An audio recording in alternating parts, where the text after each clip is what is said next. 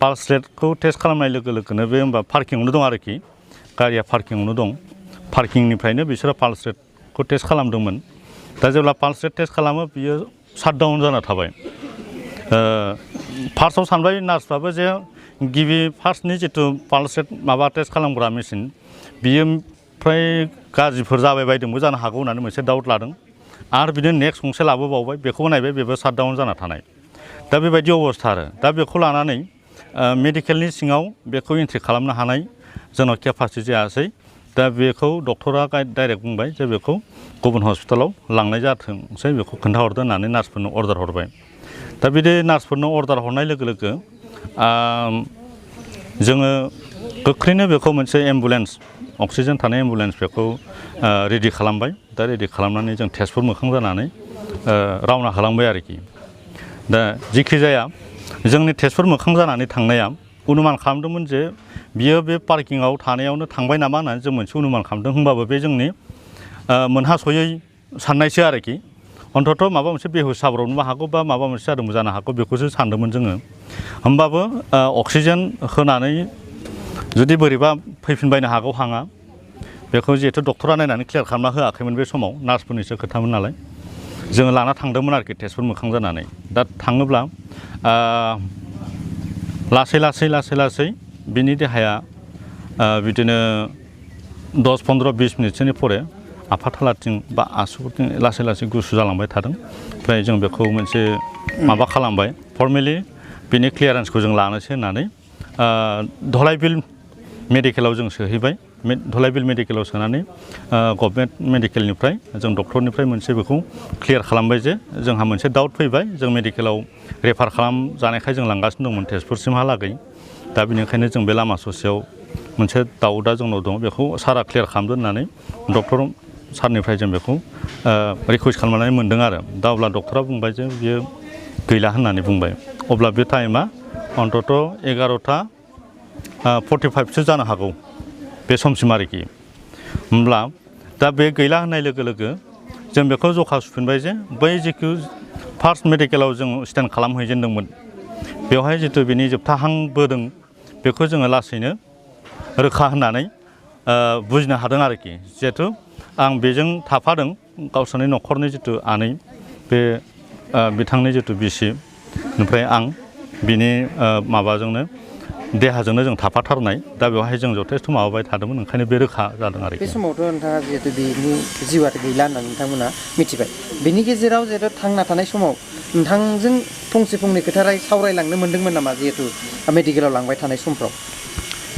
बेयो मोनसे जोबोद दुखुनांथाव होननानै आं दा गावखौनो मोनसे बुंना लानो सानबाय खाफाल गाज्रि आं बेजों फार्स्ट टाइम जितु देवबार मेडिकेलाव लांनानै लाबोफिननानै कभिड टेस्ट जायै ओइदिनखालिबो आं बेजों मोगा मोगि गावजोंनो दं जि एसे रायलायनो होननानै सानदोंमोन होमब्लाबो बिनि फुथियै गारांजों एफा सादों नामा होननानै सोङोब्ला ल' होनना बुङो ओमफ्राय बहा सादों बेखौ ओमफ्राय जोङो जेने थेने नैबेहाय नामा बेहाय नामा होननानै सोङोबा ल' होननो हायो आरोखि बेनिफ्राय एफा एनै बहाबा माबाफोर मोनसे दौवोब्ला गुदुंद्राय बा एसे गुसु बिदिल' होनना बुंनो हायो आरोखि होमबाबो माने रोखा बिनि सोदोबा बेरखांहोनो हानाय जाखायाखैमोन बेबायदि मोनसे नोरजिया अबस्था दुलाराय ब्रह्म धोरोम आफादनि जे गाहाय प्रसारक बिथाङा दिनै रुंसारि जालांबाय दुलाराय बर' फरायसा आफादनि जानानै नोंथाङा बेनि सायाव मा बुंनो सानो जों दुलाराय बर' फरायसा आफादनि जानानै गिबियाव आफा अबंलावरिनि सेराव जों आर'ज खालामग्रोबाय जोंनिनो आफा जगेश्वर ब्रह्म आफाया ब्रह्म धर्म आफादनि गाहाय फोसावगिरिमोन बे आफानि जिउ सोलेरा सोरगोआव आलो गोजोनै थाहैनो हाथों बे आफानि रुंसारि जानायाव जों दुलाराय बर' फरायसा आफादा दुखु मोनदों दुलाराय बर' हारिनि जानानै आफा जगेश्वर ब्रह्म आफाया बर' हारिनिनो जानानै खामानि मावदोंमोन बिथाङा ब्रह्म धर्मनि गाहाय फोसावगिरि हिसाबै बिथाङा खामानि मावदोंमोन गुरुदेब कालिचरन ब्रह्मनि माखासे मावनो थालांनाय हाबाफारि बर' जाथिनि जि ससियेल रिफर्मार बिथाङा सासे ससियेल रिफर्मारमोन दा गुरुदेब कालिचरन ब्रह्म आफानिनो माखासे मावनो थालांनाय खामानि बा बिथांनि जे बुंलांनाय जि बोसोन बेखौनो बर' हारिनि गेजेराव लोगोसे अखल बर' हारिनि गेजेरावल' नङा बे जोंनि ओनसोलाव जे साखाथि बाखाथि माखासे गोग्लैसोनाय हारि जोंनि ट्राइबेलफोर हारि बा गुबुन गुबुन हारिनि गेजेरावबो बिथाङा जे बर'आ जे मोनसे ससियेल रिफर्मार हिसाबै गुरुदेव कालिचरण ब्रह्मआ गिबियाव मावलांदोंमोन आरो बे हाबाफारिखौनो बिथाङा मावगासिनो दंमोन। दा दिनै बिथाङा जोंनि गेजेराव गैला, बेखौ जों दुलाराय बर' फरायसा आफादा जोबोद दुखु मोनदों। आरो बिथांनि रुंसारि जानाया अकल ब्रह्म धर्मनिल' खहा जायाखै, सारा बर' हारिजों लोगोसे बे ओनसोलाव थानाय गोग्लैसोनाय हारि माहारि जि फावसायनानै दङ बिथांमोननि बे हारिनि थाखायनो खहा जाबाय। दा जों बेबादि गेदेमा सुबुङा जाथिखौ मोजां मोनग्रा आरो जाथिखौ समाजखौ फोसाबग्रा बेबादि सुबुङा जोंनि गेजेराव ब्रह्म धर्मनि न'खराव आरोबाव जोनोम जाफावथों, बेखौनो जों आफा अबंलावरिनि सेराव जों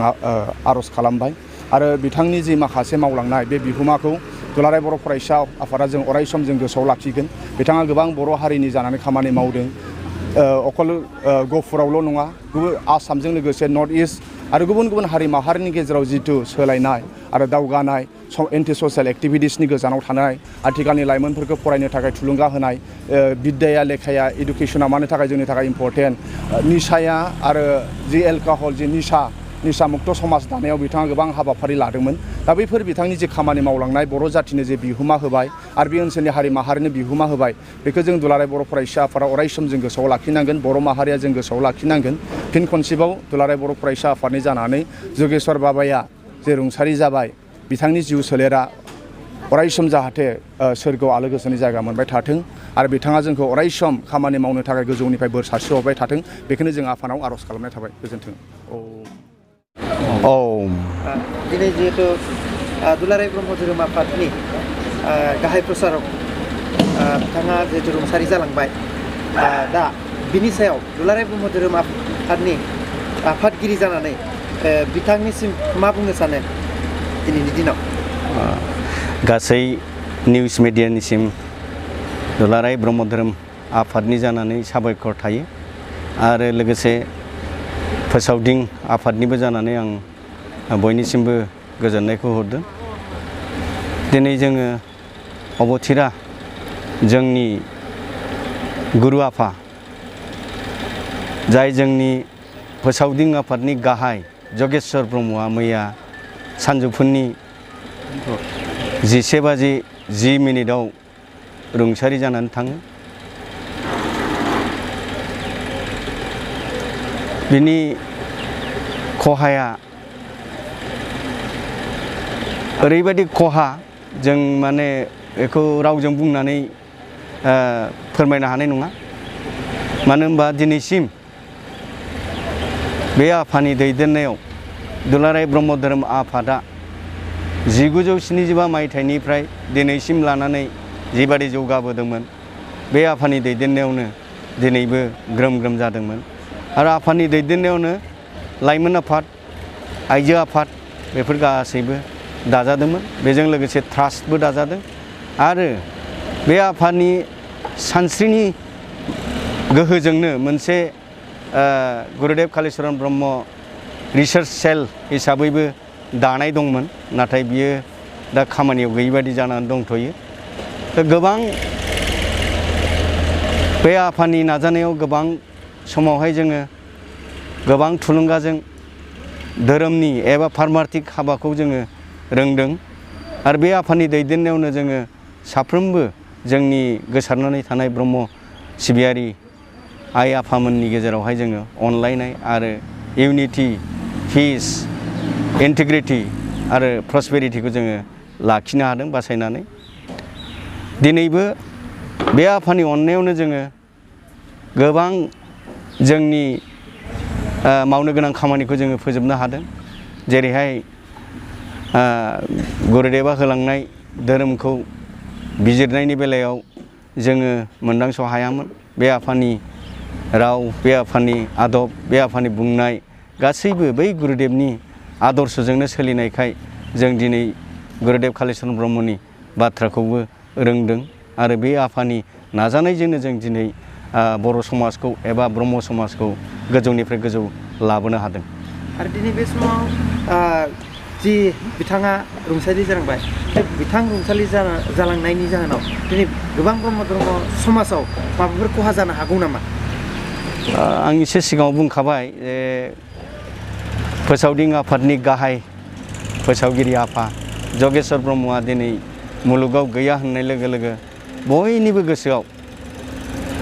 गुदि प्राइमारि लेभेलनिफ्राय लानानै आन्सलिक जिल्ला आरो मिरु आफादा एसे माने लोरबां साननाया फैदों मानोना मोनसे खंख्ला जानाय बायदि मोनदों दिनैनि दिनाव बे आफाया थांनाय लोगो लोगोनो जों साफ्रोमबो ब्रह्म सिबियारिफ्रा सोलोंनांगौ गोबां थाबाय होननानै सानदों बे आफानि जि फोरोंनाय बे आफानि जि आदर्श जि बे आफानि प्रिन्सिपाल बिनि गासै मावलांनाय बे मावलांनायनि सायाव बिथा खालामनानै दिनै ब्रह्म बर'आ गोबां सोलोंनो हादों गोबां रोंदों गोबां हाबाफ्राव उथ्रिनो हादों गोबां खामानिखौ सोलोंनानै दिनैहाय जोङो गोग्लैसोनायनिफ्राय गोबां माने सायाव एबा सिभिलाइज्ड मोनसे हारि बायदि गावखौनो सिनायथि होनो हानाय बायदि जों जानो हादों बे आफामोननि फोरोंनायावनो आरो बे दिनैनि बे समाव गोबां जोंनि जिहेतु ब्रह्म धोरोम सिबियारि बे सिबियारि बिथांमोना नोंथांमोननि सायाव बे गुरुआ गोमानायनि सायाव मा मोनसे मिजिं लानानै दं दिनै फैबाय थानाय समफ्राव दुलाराय ब्रह्म धोरोम आफादखौ दैदेनफिननो थाखाय दिनै माबा मोनसे राहा लामा लाखाना दोननाय बायदि दङ नामा नोंथांमोननि गेजेराव बेबादि दासिम जाथ'वाखै जोङो बेखौ उननि बेलायाव जों सावरायगोन आरो आफानि गोमालांनाया जोंखौ हयथ' बेखौ दा सानस्लाबनो होनाय सम नङा जोङो लासैनो बेखौ प्रत्येकटा जिल्लानिफ्राय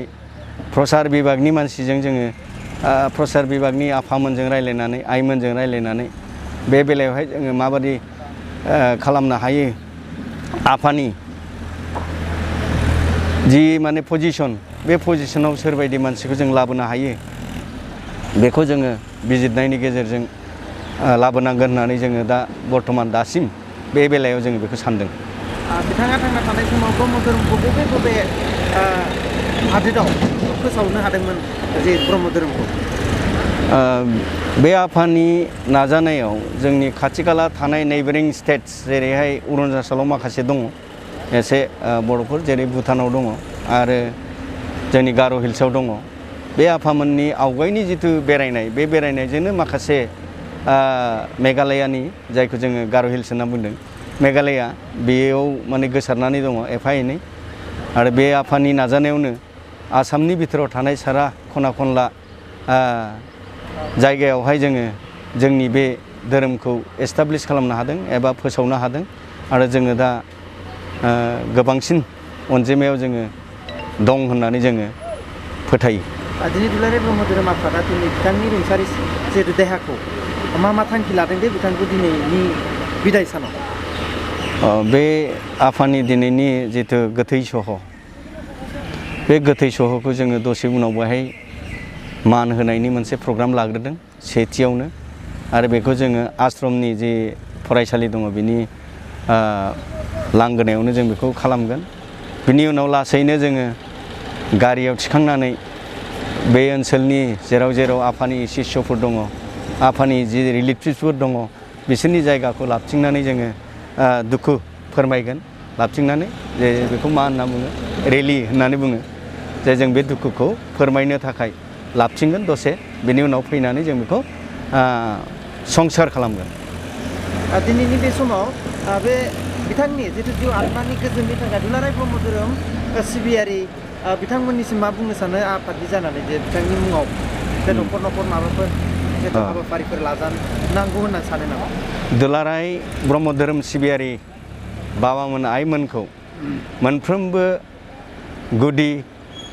प्राइमारि आरो आन्सलिक आरो जिल्ला आफादफोरखौ खावलायहरदों जे दिनैनिफ्राय फिरफिलाखौ फुंनि बेलायाव जयग' होनायजों लोगोसे आफानि गोथार जिउमा देरहासार गोथार जिउमानि आलो गोजोनै सोरगोआव थानो मोननाय परम ब्रह्मजों बोजबनानै लाजानायनि थांखियै जयग' होनायजों लोगोसे फिरफिलाखौ अर्ध एबा आधा एबा खावसे